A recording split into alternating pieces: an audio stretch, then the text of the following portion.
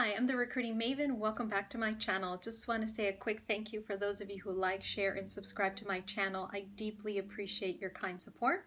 With that said, for those of you who are new, I have an ever-growing playlist regarding career tips and advice. And moreover, for those of you who are looking for a little bit more one-on-one career coaching, please make sure you check out the description box below for those details. With that said, I wanted to dive in today's topic of conversation, and that is just to provide you with 6 tips for a phone interview. Now, diving into the first one, make sure you're in a quiet place. I know that probably is sort of something that you take for granted, or you think, of course I'm in a quiet place. But I will have to say that a lot of times when you're stressed and when candidates are in a rush, or maybe you're just leaving a meeting, you're not noticing the surroundings. And I still have this issue that if I can't hear you and we're going through a formal phone interview, I am writing down notes of how you respond to my questions, and those responses are going to go directly to the hiring manager. So please make sure that you are in a quiet place, and so that I can interpret that information correctly. I know a lot of you sit in sort of a cubicle kind of a situation, and that makes it difficult. And I've had some candidates say to me, look, I absolutely have no privacy and I don't want anyone knowing that I'm interviewing. So I am actually going to step outside into the parking lot, because that is the only place I have that I'm able to speak to you very privately, albeit it's a little bit noisy. And from that point, I will say, that's fine. I can appreciate that. Let's do it anyway. Let's have the conversation. And if I need you to reiterate something, if maybe there's a truck passing by, then we'll just take it from that point, right? So the second point I want to stress to you is, we all live on our cell phones. A lot of times I have found that candidates do not charge their phones and the call drops, or they're in a bad reception area and the phone drops or the conversation ends. And a lot of times nobody's going to call you back. Actually, more often than not, that client or that prospective employer is not going to just call you right back, because what that says to me or to that person that's interviewing you is, you're not prepared. You're not taking this seriously. You don't care.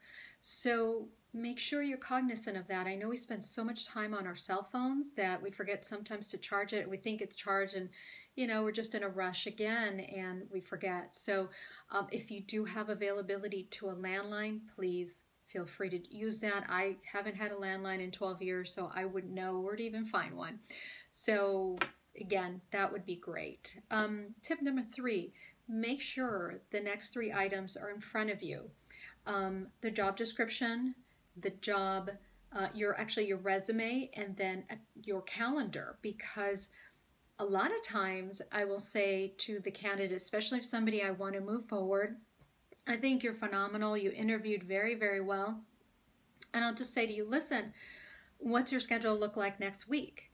And I think most people, either stumble, or some of them are prepared, or then some of them I've gotten the response of, I've got to check my calendar on my phone. Well, sometimes that's not possible. I know on my iPhone, I can't be on a phone call and check my calendar at the same time. For those of you who know why, great. Make sure you drop that information in the comment section, because it's like a mystery of the universe to me. But so I do tell my candidates, make sure that you are, those 3 items for quick reference. And if somebody wants to follow up with you, you know exactly what your schedule looks like. A lot of times I will ask that of a candidate if I want to move them forward for various reasons.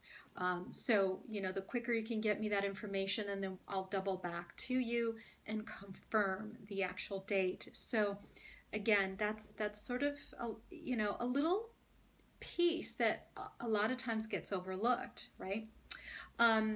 So the 4th tip that I do have for you is, make sure you're sounding excited. Again, it goes back to, are you interested in the position? Are you serious about the position? If you're having a bad day, you need to reschedule, let me know that. it's life, it's real life, things happen to us, but if you're sounding monotone over the phone, again, it goes back to your level of interest about the position. So make sure, you have that in the back of your mind. The fifth is, I think, a lot of people, again, it has to do with timing, how serious you are about the job, but do your research, do your due diligence. If I'm your recruiter, I will send you a lot of information. Make sure you're using it. And one of those pieces is a link to the company website.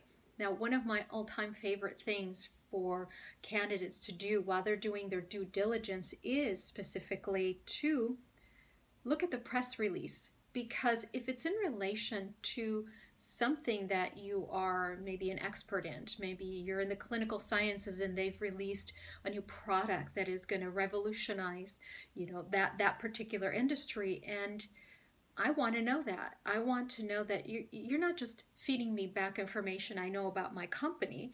Yes, you're number one in this. Yes, you're the second largest biopharmaceutical in the world. That's great. Obviously you've prepared and you know your stuff, but if you can tie that into maybe a press release or something that's very unique to you and in relation to the company, it's not just about the job description and applying that to, your skill set, but if you're adding something very creative, giving me something more, then, oh my gosh, I get so excited when candidates do that. I will include that in an introductory paragraph to the hiring manager, and that says, this is a star type of candidate. So keep that in mind. And it doesn't have to be a news press release. It could be anything else that's very unique and out of the box thinking. Okay. And so the last tip, number 6, is ask the interviewer not just what's the next step, but also what is the process of the interview, because that way you understand the landscape of what to expect next. And then you can say, at the end of that, we'll say, I'm very interested in the position. What are your thoughts on my next step is, or something along those lines, because so many people spin it differently. So if you say to me, what's your interview process? I'll say, well, I will do a phone interview, submit your information to the hiring manager, wait for any type of response. If I don't get a response, sometimes could be that they're not interested in you. If at this point the recruiter is a little standoffish, I will tell you they're not interested in you. Just letting you know, because a lot of people think that just asking that is going to close that deal for you. And sometimes it will, and sometimes it won't. Sometimes you haven't done that well to make me want to pursue you more in terms of, submitting you to the hiring manager and moving you through the process. So if you start to hear from that recruiter a little bit of vagueness and hesitation, you've got your answer. I hate to break it to you, but again, you want to be out there as much as possible, not just relying on one position to be your next position. So, and I have other videos that discuss that and much more. So I will link some of those for you to view. And my last tip, and it's not part of the 6 tips in this video, but make sure you're just being polite. A lot of times, again, I know we're in such a rush society. I know every day is different. Maybe you could be having a bad day, but make sure you are being polite. That speaks volumes to me. Please and thank you go a long way. Having a light conversation at the end is nice, because I want to get to know your personality as well. And so, politeness is something that I in particular always welcome, and it gives me a better idea of what type of candidate that you are and how are you going to respond on a team if we do hire you. So with that said, I want to thank you for your time. I love it when you write to me some questions that are burning and you need some sort of clarification of them. And I so appreciate your time. Please make sure you check out the description box below if you want to reach out to me and have any questions for me. Or if you have any comments, I'd be happy to answer them, or any questions that you would like to ask me, as well as, make sure that if you want to see a particular video in the future, make sure that you include that in the comments below. With that said, thank you so much for your time today. Hopefully you're having a wonderful day. Have a great rest of your week, and I'll see you in my next video.